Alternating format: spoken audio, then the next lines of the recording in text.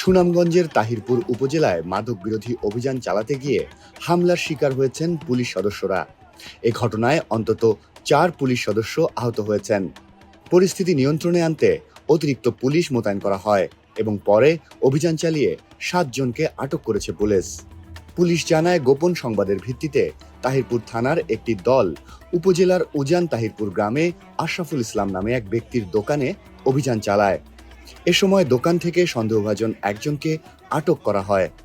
তারপরই সেখানে থাকা কয়েকজন যুবক আটক ব্যক্তিকে ছিনিয়ে নেওয়ার চেষ্টা করে এবং পুলিশের উপর হামলা চালায়। এতে 4 পুলিশ সদস্য আহত হন। তাহিরপুর থানার ওসি আমিনুল ইসলাম জানান, খবর পেয়ে অতিরিক্ত পুলিশ দ্রুত ঘটনাস্থলে পৌঁছে পরিস্থিতি নিয়ন্ত্রণে আনে।